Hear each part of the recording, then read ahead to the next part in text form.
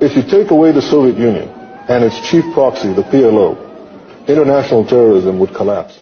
I said that the West really doesn't understand militant Islam. So I wrote a book in 1995, and I said that if the West doesn't wake up to the suicidal nature of militant Islam, the next thing you'll see is the militant Islam is bringing down the World Trade Center. If you take out Saddam's regime, I guarantee you that it will have enormous positive reverberations on the region. And I think that people sitting right next door in Iran, young people, and many others will say, the time of such regimes, of such despots, is gone. There is a new age, something new is happening. And that is speculation on your part, or you have some evidence to that effect? You know, I was asked the same question in 1986. I had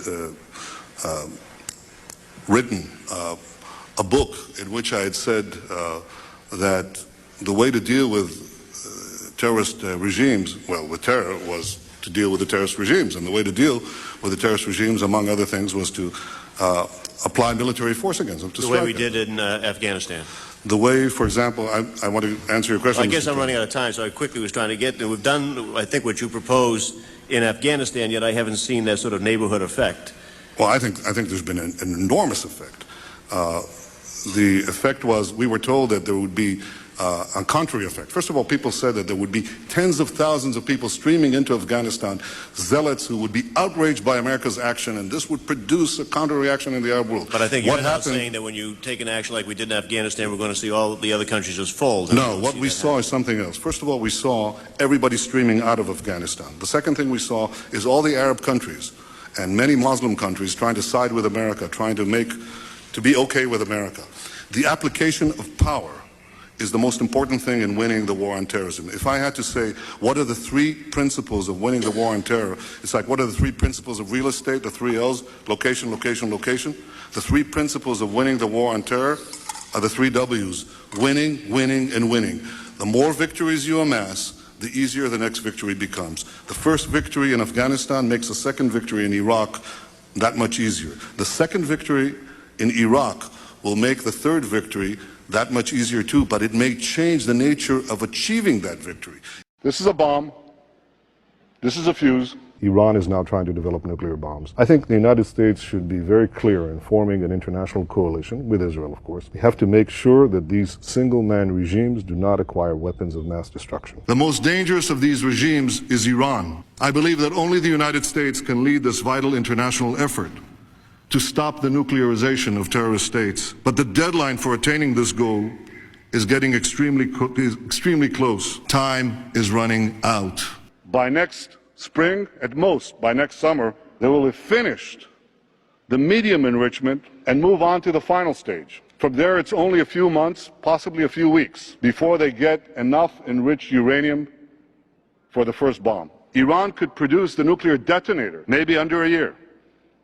Maybe only a few months. If not stopped, Iran could produce a nuclear weapon in a very short time. It could be a year, it could be within a few months, less than a year. Revelation chapter 11, verse 14. The second woe is past, and behold, the third woe come quickly.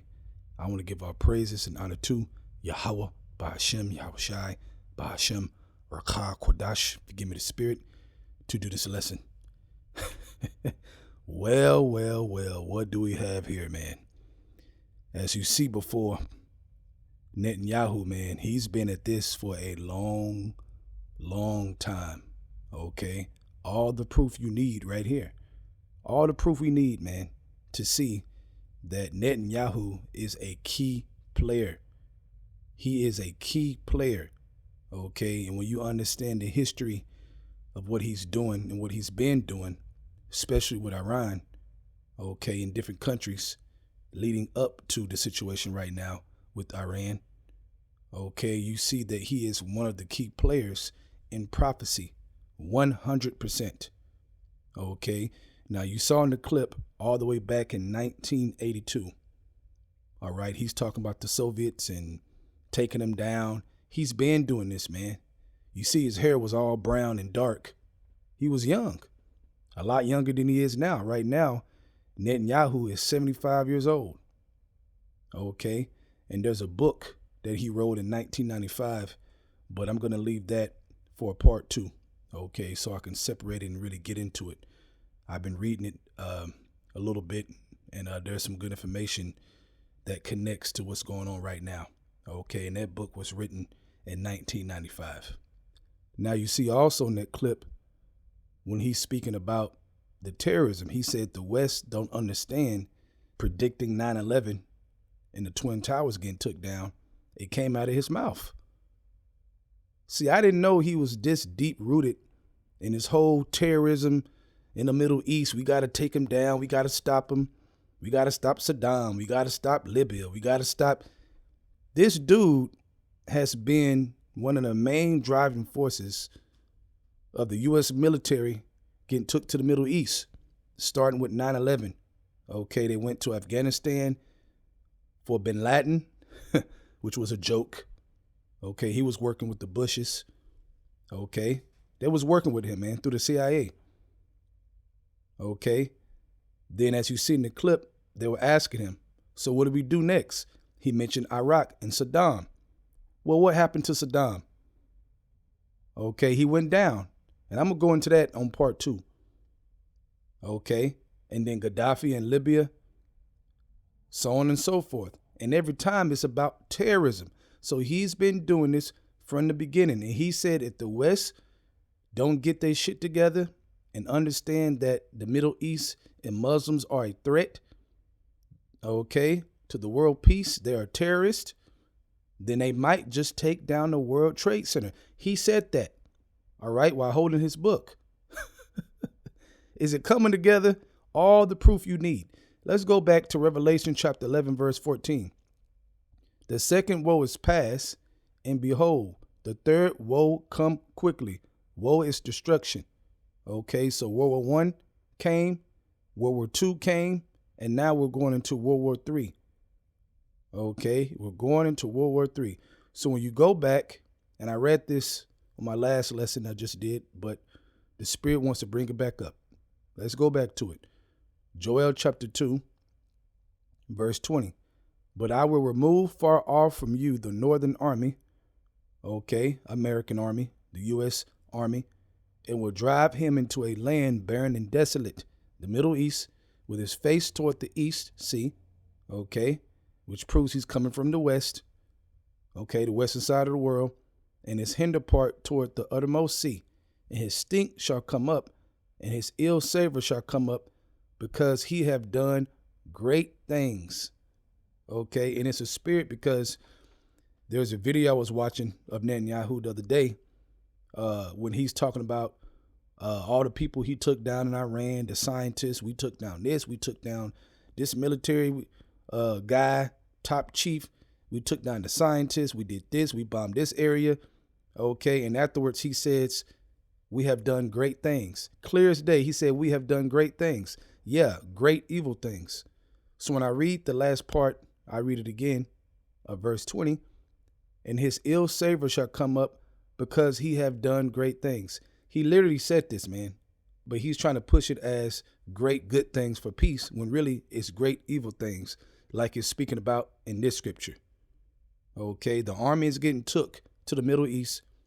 Okay, it's about to get took full-fledged to the Middle East because of the great evil they have done, okay, to us and the world in general.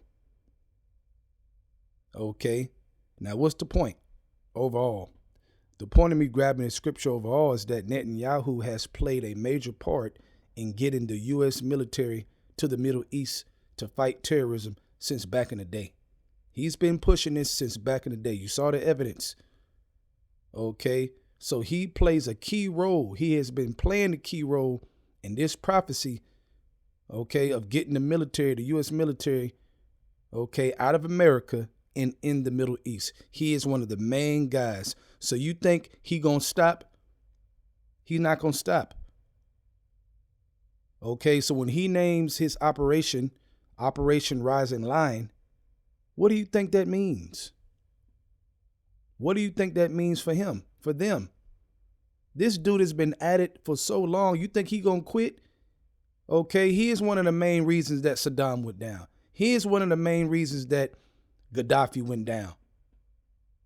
Okay, they tried to kill Assad in Syria, but then Russia stepped in and helped Assad and his family. Okay, and they went to Russia. Okay, think about it, man. He's destroying Gaza and Palestine. He's been destroying them. Bombed the shit out of Lebanon. That had to stop.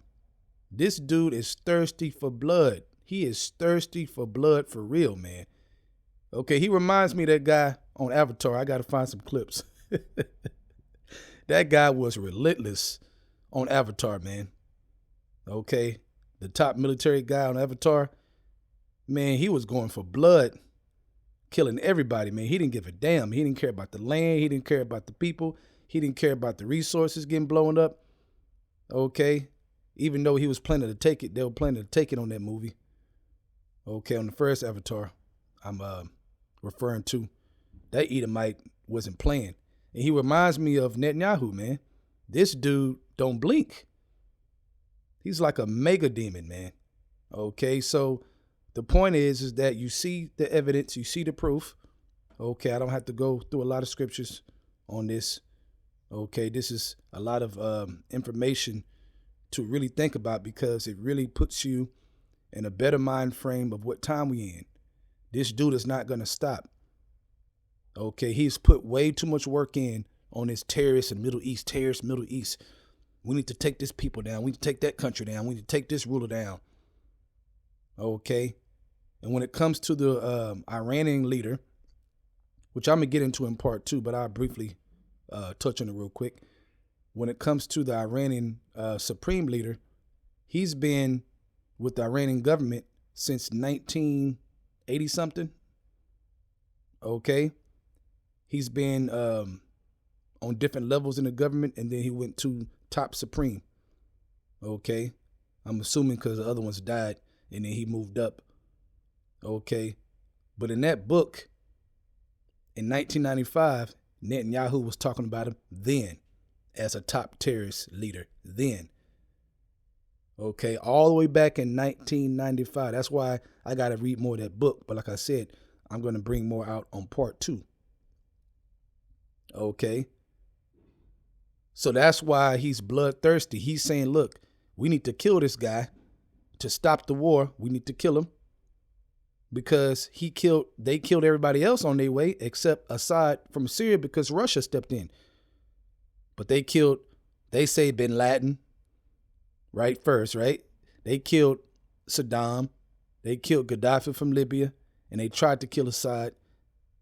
Okay, they killed certain leaders in Hamas and Hezbollah, which Iran backs, that's close to Israel. And then they want to kill the top guy, but they killed guys under him already in Iran. Now they want him. You think they gonna give up? So we're at the end, man. We're at the end. Now you know this guy has been working on this since back in the day, man. Okay, and he's 75. He ain't got that long to live in his mind. That dude is going for the gusto, man. We need this in the spirit. We got to get the fuck out of here, man. All right? So you brothers can post some more scriptures in the comment section if you want through the spirit. But with that, I hope you're edified. I want to give our praises and honor to Yahweh, Bahashem, Yahushai, Bahashem, Rakah, Kodash, forgive me the spirit to do this lesson. Double honor to the elders of Great Millstone. And shalom to you, Akim out there that's doing the truth and sincerity. Shalom.